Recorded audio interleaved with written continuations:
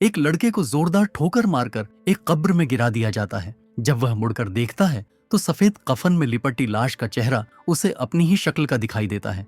कब्र के किनारे खड़े उसके अपने ही लोग उसे गुस्से से देख रहे हैं। घबराकर इधर उधर देखते हुए लड़के की नजर भीड़ में एक डरावने चेहरे पर पड़ती है, लेकिन किसी ने सोचा भी नहीं था कि यह तो बस एक राक्षसी खेल की शुरुआत भर है। कहानी एक सुदूर पहाड़ी गांव में शुरू होती है, जहां सैकड़ों साल पुराना एक नियम है। सूरज ढलने के बाद कभी भी सीटी नहीं बजानी चाहिए, नहीं तो एक दानव आपको ढूंढ निकालेगा।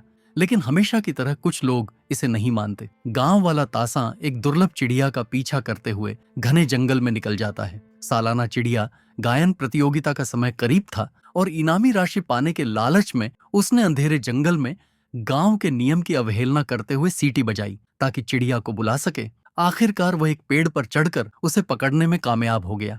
तासा ने खुशी खुशी अपनी पत्नी को फोन लगाया, लेकिन अगले ही पल एक अदृश्य शक्ति ने उसे अंधेरे में घसीट लिया। खैर, गांव वालों ने तासा को बचा तो लिया, लेकिन उसकी जान के साथ साथ उसकी आत्मा भी जैसे निकल गई थी। वह बिस्तर पर पड़ा रहता, आंखें फाड़े, बिना किसी प्रतिक्रिया के। तासा की इस हालत ने पूरे गांव में दहशत फैला दी। सभी को यकीन था कि उसने पुरखों के नियम तोड़े हैं और इसलिए दानव ने उसे पकड़ लिया है। उस जंगल को अब अशुभ माना जाने लगा, लेकिन एक छोटे लड़के आज के लिए यह सब रहस्य और रोमांच से भरा था। वह और उसके दोस्त बाहर खेल रहे थे कि उनकी पतंग उसी जंगल में जा गिरी। आज अंदर जाकर उसे ढूंढना चाहता था, लेकिन उसके दोस्तों ने उसे मना कर दिया। साइकिल चलाते हुए जब वह सरपंच के घर से गुजरा तो उसने सुना कि सरपंच इस बार प्रतियोगिता से हट रहा है ताकि दूसरों को मौका मिले। यह सुनकर आज बहुत खुश हुआ, क्योंकि सरपंच की चिड़िया बहुत अच्छी थी। उसके हटने से उसके दादा दीपक के जीतने की उम्मीद बढ़ गई। दीपक भी चिड़िया पालन में माहिर थे और अक्सर आज को पक्षियों से बातचीत करने के गुण सिखाते थे। लेकिन उसकी दादी को यह सब बिल्कुल पसंद नहीं था। उसने दोनों को चेतावनी दी कि रात में सीटी न बजाएं। दीपक ने बुदबुदाते हुए कहा, सीटी बजाए बिना चिड़िया को कैसे सिखाएंगे? रात होते ही अकेले घर बैठे सरपंच को दरवाजे पर खटखटाहट सुनाई दी। दरवाजा खोलने पर वहां कोई नहीं था। जब वह वापस अंदर आया तो पिंजरे में बंद चिड़िया डरकर इधर उधर फड़फड़ाने लगी। उसे झांसे में आगे एक साया दिखाई दिया। हैरान होकर वह रसोई में गया, वहां भी कुछ नहीं था। अचानक ऊपर की लाइट बंद हो गई। सरपंच ने जलती हुई माचिस जलाई और पलटते ही एक काली परछाई ने उस पर हमला बोल दिया। इसी समय बिस्तर पर पड़ी तासा ने जैसे कुछ महसूस किया और कांपने लगी। वहीं आज की दादी दीपक को समझा रही थी कि वह आज को चिड़ियों के पीछे इतना न लगने दें। दीपक अपनी पत्नी की चिंता समझ रहे थे और सोच ही रहे थे कि क्या करें। तभी बैठक से आज की सीटी की आवाज आई। दादा ने तुरंत जाकर उसे फिर से पुराने नियम की याद दिलाई, लेकिन बच्चे होते कहाँ मानने वाले हैं। तब दीपक ने अपनी जेब से एक चिड़िया वाली सीटी निकाली और कहा कि अगर आज उसे यह चाहिए तो उसे वादा करना होगा कि वह रात में सीटी नहीं बजाएगा। आज ने खुशी खुशी सीटी ले ली और वादा कर लिया। दीपक संतुष्ट होकर बाहर निकले ही थे कि पड़ोसी ने उन्हें खबर दी कि सरपंच की रहस्यमय परिस्थितियों में मौत हो गई है। ये गांव के लिए एक बड़ी घटना थी। सभी गांव वाले अंतिम संस्कार की तैयारी में जुट गए। तासा की पत्नी ने उसे खाना खिलाने के बाद वहां पहुंचने का सोचा, लेकिन जैसे ही उसने खाना खिलाना शुरू किया, तासा जोरों से कांपने लगा और बेहोश होकर गिर पड़ा। उसकी आंखें लाल हो गईं और बाहर निकल आईं, मानो कोई भयानक पीड़ा झेल रहा हो। इधर अकेले घर सोए आज को बाहर की आवाज सुनकर नींद खुल गई। उसे हैरानी हुई, क्योंकि उसके दादा दादी तो सरपंच के अंतिम संस्कार में गए हुए थे। आज अंदर से आवाज सुनकर बाहर आया तो देखा कि उसके दादा पिंजरे से चिड़ियों को छोड़ रहे हैं। लड़के ने पूछा, दादाजी आप क्या कर रहे हैं? लेकिन दादा बिना जवाब दिए चले गए। आज उनके पीछे पीछे दरवाजे तक गया, लेकिन वहां दादा गायब हो चुके थे। जब वह डरा हुआ इधर उधर देख रहा था तो दीपक अचानक उसके पीछे से निकल गए। परेशान होकर आज अपने कमरे में गया तो देखा कि उसकी दादी वहां बैठी हैं, लेकिन वह एक शब्द भी बोले बिना उसे कपड़े रखने का इशारा करके चली गई। जब आज ने अलमारी बंद की और मुड़कर देखा तो दादी कमरे से जा चुकी थी। आज ने खुद ही बिस्तर पर पड़े कपड़े समेटने शुरू किए। तभी बिस्तर के नीचे से एक बूढ़ा डरावना हाथ निकला। आज डरकर नीचे झुका तो देखा कि उसकी दादी वहां छिपी हुई हैं। उन्होंने उसे भी अंदर खींच लिया। आज के अंदर घुसते ही उसने एक और दादी को दरवाजे से आते देखा।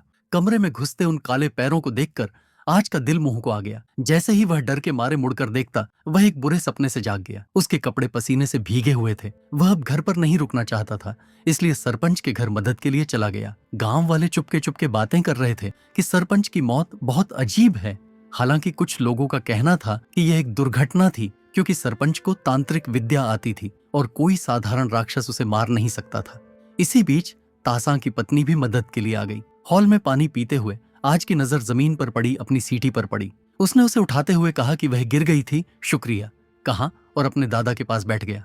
अगली सुबह गांव वाले सरपंच को दफनाने के लिए गांव के बाहर इकट्ठा हुए। आज ने देखा कि उसके दादा दादी कब्र के किनारे बैठकर जोर जोर से रो रहे हैं। वह उन्हें दिलासा देने ही वाला था कि उसके दोस्त ने उसे धक्का देकर कब्र में गिरा दिया। आज ने नीचे देखा तो सफेद कफन में लिपटी लाश का चेहरा उसे खुद जैसा दिखाई दिया।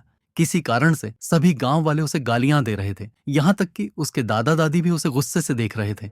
आज और भी डर गया। ऊपर की ओर देखते हुए उसकी नजर एक डरावने विकृत चेहरे पर पड़ी जो उसे घूर रहा था।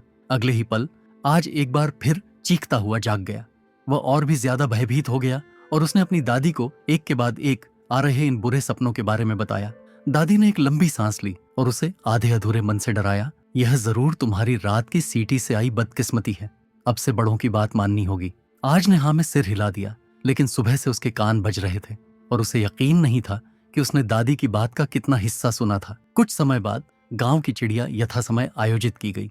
दादा दीपक ने इस मौके का फायदा उठाकर गांव के ऊंझा से सरपंच की मौत का कारण पूछा, क्योंकि ज्यादातर लोगों को लगता था कि उसकी मौत संदेहास्पद है।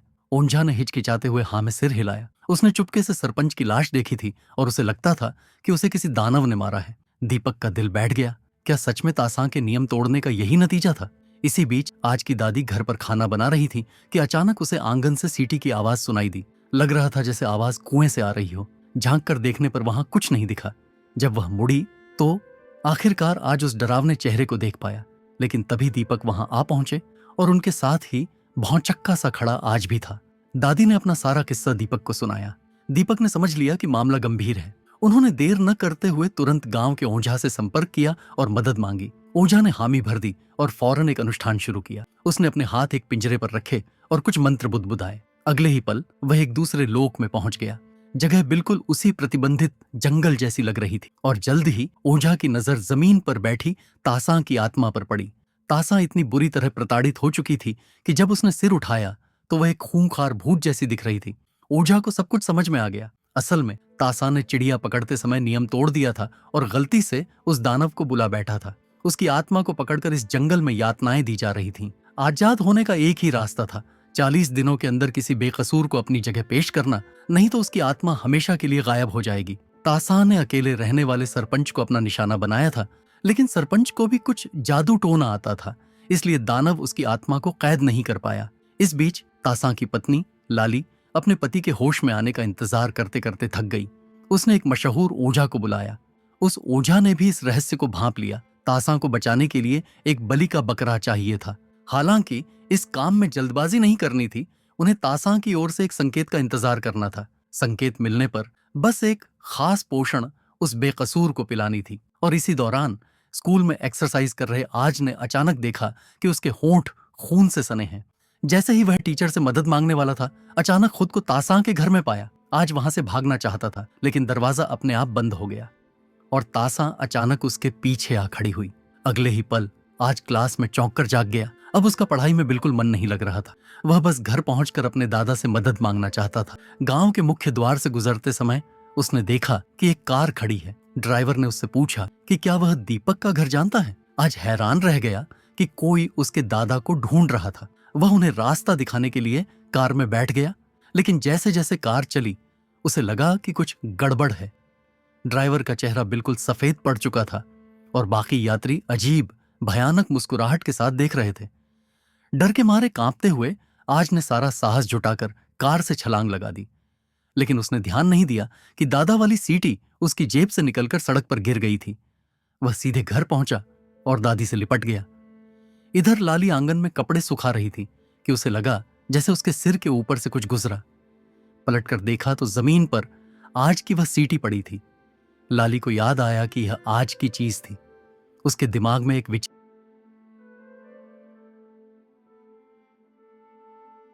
कौन था? क्या यह उसके पति की ओर से बलि का बकरा चुनने का संकेत था? वह सीटी लेकर दीपक के घर पहुंची। दरवाजा खुला तो सामने आज ही खड़ा था। लाली ने बहाना बनाया कि वह एक टिफिन बॉक्स लौटाने आई है। आज को बुरी हालत में देखकर उसने एक पोषण निकाली और कहा कि यह उसकी तबीयत ठीक कर देगी। आज मना नहीं कर पाया और उसने आंखें बंद करके पूरी पोषण एक घूंट में पी ली। लाली को मुस्कुराते हुए जाते देखकर अचानक उसे चक्कर आने लगे।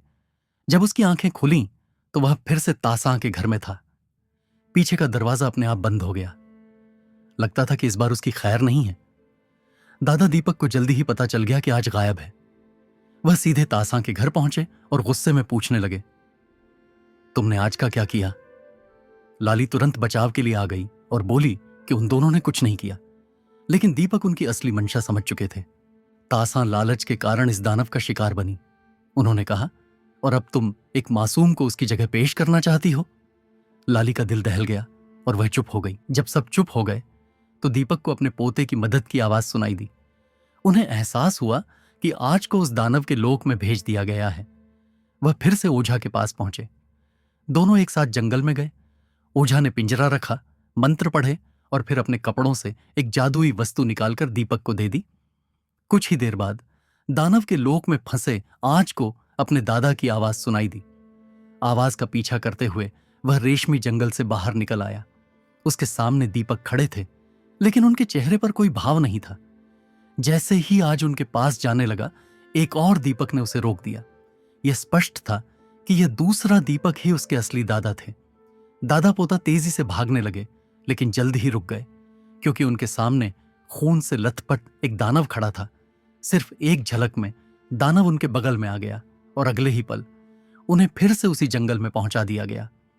बिना किसी हैरानी के दादा पोता दोनों भी तासां की तरह हमेशा के लिए यहां फंस जाते।